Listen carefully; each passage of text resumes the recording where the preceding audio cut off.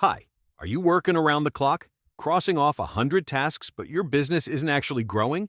You're playing an endless game of Tetris. Today on ThriveCast, we break down the 80-20 rule and how identifying your vital 20% can multiply your results while cutting your workload in half. Let's dive in. It usually starts with a feeling right in the pit of your stomach. Oh, yeah, I know exactly what you mean, that heavy feeling. Right. You look at your to-do list for the day, and instead of seeing, like, a clear roadmap, it looks more like a CVS receipt. Just endlessly unfurling across the desk. Exactly. It's endlessly long, it's completely overwhelming, and no matter how many microscopic items you manage to cross off, the paper never actually seems to end. And the real tragedy of that feeling, the core issue, is that we've been fundamentally conditioned to believe the length of that receipt equals our professional value.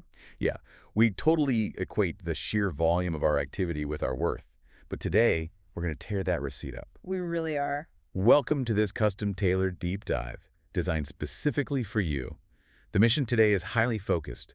We're taking the brilliant notes you provided and using them to design a daily routine centered entirely on high-impact tasks. Which is huge. It is. We are going to map out how you can prioritize just 20% of your effort to get the absolute maximum return. Think of this as your personal blueprint for escaping the busy trap. We want to deliver those quick, thorough insights without, burying you in a landslide of new information. It's a phenomenal mission, and my goal today is to kind of go beyond the surface. We all hear buzzwords about prioritization all the time. Right, work smarter, not harder, all that stuff. Exactly. But we need to understand the underlying mechanics of where our energy actually goes, why our brains actively deceive us into doing the wrong things, and how focusing on just a tiny fraction of your work functions as essentially the ultimate cheat code for professional growth. I love that. The ultimate cheat code. So to figure out how to actually build this high-impact routine, we first have to examine the trap itself. It's that classic confusion between doing more and achieving more. Yeah, they are very different things. Totally.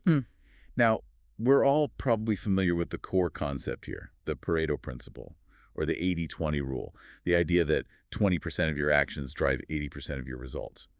But, knowing the rule and actually living it are two very different things. Completely different. There's this incredibly relatable story in your notes about an entrepreneur that perfectly illustrates where the wheels usually fall off. Picture a founder going through his business ledger, like late at night. We've all been there. Right. He's working around the clock, totally exhausted, taking on every single piece of business he can find. Yeah. But something feels deeply off. Yeah, because the effort-to-reward ratio is entirely broken. He's pouring in an immense amount of sweat equity and sacrificing his health, but the revenue simply isn't growing proportionally. The math just isn't mathing. Right. The math of his daily labor doesn't match the reality of his bank account. And then he has this massive revelation while staring at the numbers. He notices that a staggering 80% of his total income was being generated by just a tiny handful of big, steady clients. Just a few of them. Yeah. Meanwhile, all that exhaustion, all the late nights, the endless emails, the frantic energy that was all being burned on dozens of small, high-maintenance clients who barely moved the needle on his bottom line at all. It's the defining realization of a successful career, honestly. Yeah. He stumbled onto the reality that tasks and clients do not carry equal weight. Most of us, we kind of operate under a democratic view of our to-do list. A democratic view. What do you mean by that? Like, task A is worth the same as task B because they both take an hour to complete. Oh, wow. Yeah, I definitely do that. Right. But the 80-20 rule completely shatters that idea. It proves that energy applied to the right area doesn't yield a 1-to-1 return. It yields a 4-to-1 or even 10-to-1 return. Okay, let's unpack this real quick because I think about this busyness obsession almost like playing an endless game of Tetris on level 10. Oh, that's a great way to put it. You're furiously spinning the blocks, slamming them into place, clearing lines just to survive the next 10 seconds. Your heart rate is way up, you feel incredibly busy, and the stakes feel enormous in the moment. But then what happens? Exactly. When the game is over, what have you actually built? Nothing, just an empty screen and a lot of exhaustion. You haven't traveled anywhere, you've just been on a treadmill. But if the 80-20 rule is so logically sound, why are we all still playing Tetris? Why do we crave the satisfaction of tackling those tiny, low-impact tasks? What's fascinating here is that we play Tetris because of the psychological illusion of productivity. And it's driven largely by dopamine. Dopamine. always the culprit. Always. Human beings are biologically wired to seek immediate, tangible gratification. When you check a box on a to-do list, or send off a really quick email, or just sit through a low-stakes meeting, your brain releases a microdose of dopamine. Just for doing the thing, even if it's useless. Exactly. It's called completion bias. Your brain rewards you for finishing a task, regardless of whether that task actually matters at all. So we are literally chemically addicted to crossing off the cheap items on the CVS receipt. Precisely. Deep, high-impact work. The 20% that actually drives 80% of your career growth is usually complex. It takes time. You don't get that immediate dopamine hit. No, you definitely don't. So your brain tricks you into avoiding the deep work by offering you the cheap, easy satisfaction of clearing out your inbox instead. Recognizing that biological trap is the very first step to stepping off the Tetris board. Which brings us to the actual daily application of this. Recognizing the trap is one thing, right? But how do we practically restructure our day? The overarching theme in the notes requires ruthless prioritization. Extremely ruthless. Focusing explicitly on high-impact activities. In your daily operations, what are the core skills or specific habits that actually drive your visible growth? You have to identify them and essentially go all in. And going all in on the vital 20% absolutely mandates that you figure out what to do with the remaining 80%. Right, because it doesn't just disappear. Exactly. The instruction here is very clear. You have to stop spreading yourself thin across 100 microtasks. You have to delegate, systemize, or simply drop the recurring admin work and the routine follow-ups. Now, I want to pause and push back on your behalf here for the listener, because this is where a lot of productivity advice starts to feel a bit disconnected from reality. I know exactly where you're going with this. Right. It's incredibly easy for us to sit here in a studio and say, oh, just delegate your admin tasks. Just cut the busy work. But if you're listening to this on a Tuesday morning, looking at a Slack channel blowing up with requests, everything feels urgent. Oh, absolutely. It all feels like a fire. Yeah. Your boss expects those routine follow-ups. So how do you actually let go of the long list when the modern workplace actively demands it? This raises an important question, and the friction you're pointing out is the exact moment most professionals abandon the 80-20 rule. They just give up and go back to the emails. Yeah. And to overcome it, we have to look at another fascinating behavioral quirk called the addition bias. Okay, addition bias. What's that? When humans are presented with a problem like feeling overwhelmed at work, our default cognitive response is to add things. We add a new productivity app, we add a new calendar system, we add another weekly check-in meeting to ensure alignment. Oh man, more meetings. Right. We almost never default to subtracting. Subtraction requires heavy, deliberate cognitive effort. So the very act of removing a task feels unnatural. It feels like we're just dropping the ball. It does. And the feeling that everything on your Slack channel is urgent is usually a symptom of not clearly defining your unique value. Wow, okay. Say more of that. Urgency is almost always dictated by other people's priorities and anxieties. Value, on the other hand, is dictated by your overarching goals. To apply the art of subtraction, you have to ask yourself a very uncomfortable question. Which is? Am I the only person who can do this specific task? If the answer is no, it does not belong in your 20%. That is a phenomenal filter. Am I the only one who can do this? Because if you're just answering a generic client question that a junior associate could answer, or filling out a weekly status report that could be automated, you're doing treadmill work. You're just spinning your wheels. Yeah, and you're denying the company your actual unique expertise. And letting go of that 80% means you have to be okay with only crossing maybe 3 things off your list today. Oof. Only 3 things. Only 3 things. That's a really hard psychological pivot. But if those 3 things are the high impact, 20% say closing a major account, designing a new product feature, or writing a vital strategy brief, you have been vastly more productive than the colleague who crossed off 30 trivial emails. Yeah, the optics of busyness versus actual productivity. Exactly. You have to actively choose true productivity over the appearance of busyness. So if we manage to run that gauntlet, we fight our completion bias, we overcome the addition bias, and we isolate our core tasks, we've successfully applied the 80-20 rule to the micro level of our day. The daily routine. Yeah. But here's where it gets really interesting in these notes. This principle doesn't stop at the edge of your desk. It governs the macro elements of your career too. Specifically, the people you surround yourself with. Yeah, the transition from applying this to tasks to applying this to relationships is really profound. Your network is arguably the most powerful asset in your professional life. Absolutely. But the trap of more is better applies here too.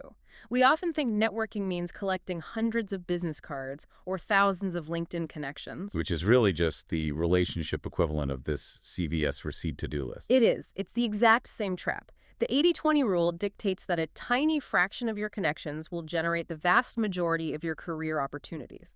Quality over quantity is the mandate here. So dropping the superficial stuff. Right. A small, carefully curated group of the right people will open doors that a massive list of superficial acquaintances just never could. And the right people aren't necessarily the people with the fanciest titles, right? The criteria laid out in the source is really about mutual value creation. Yes, value creation is key. You want to invest deeply in relationships with people who actively challenge your thinking, who expose you to new paradigms, and who create genuine positive impact.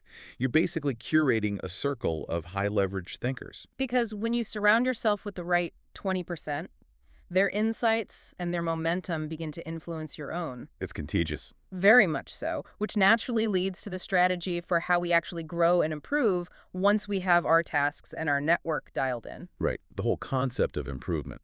And this is where we need to look closely because there's a seeming contradiction in the notes that I really want us to dissect. Let's do it. The text introduces the idea that small improvements lead to big wins. It says we should aim for just a 1% improvement every day. Just 1%. Now, wait a minute. The entire premise of the 80-20 rule, everything we've talked about for the last 10 minutes, is about going all in on the top tier to achieve massive, disproportionate success. If we want explosive, disproportionate results, why are we aiming for a meager 1% daily improvement? Doesn't that sound painfully slow? It sounds incredibly slow, and honestly, that's why most people abandon the strategy before it works.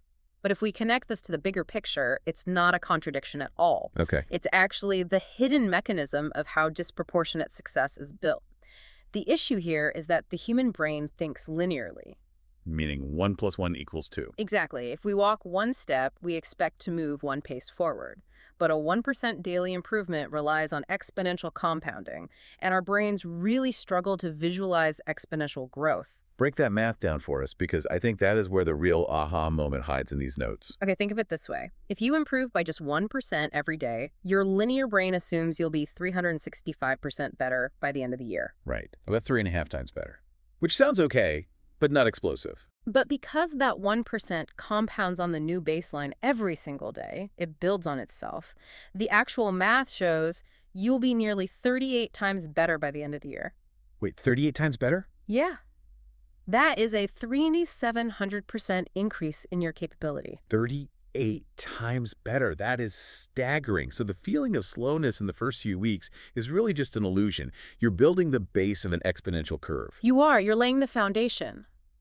But the true synthesis here, the way you connect the compounding effect directly to the 80-20 rule, is where you apply that 1%.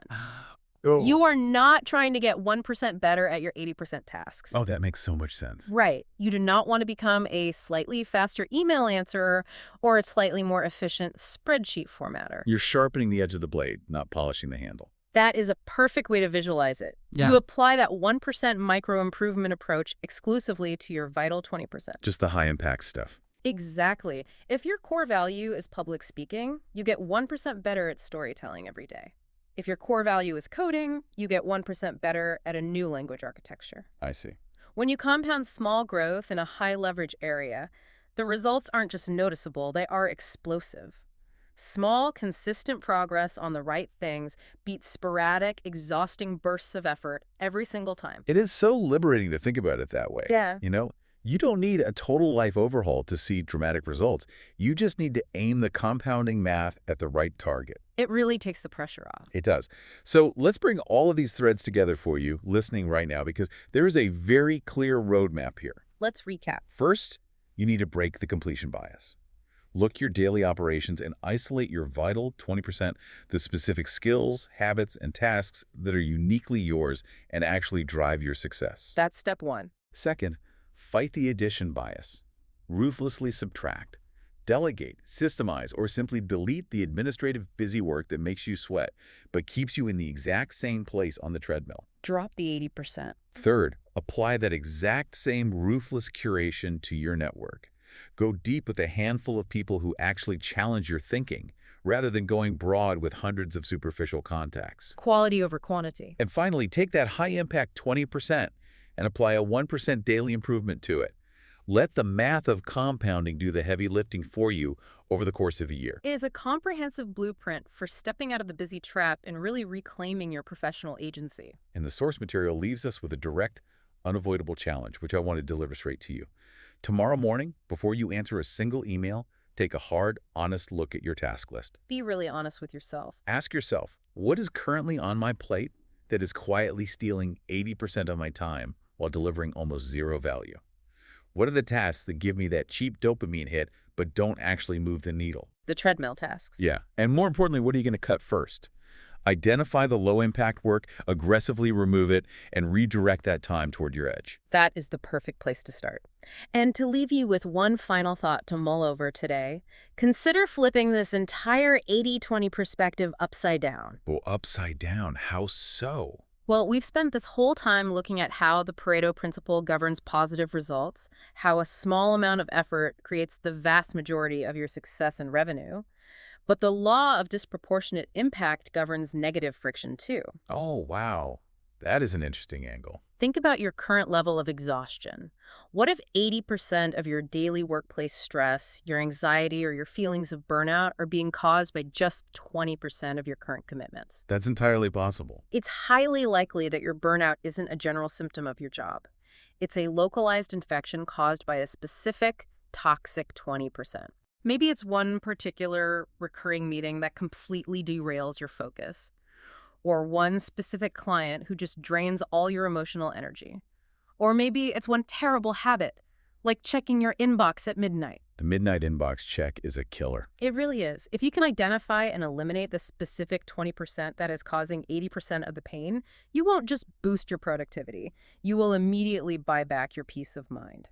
Isolating the 20% that causes the burnout. It really does all come back to clarity, doesn't it? Stepping away from the Tetris board, throwing away that endlessly unfurling CVS receipt, and finally taking control of exactly where your energy goes.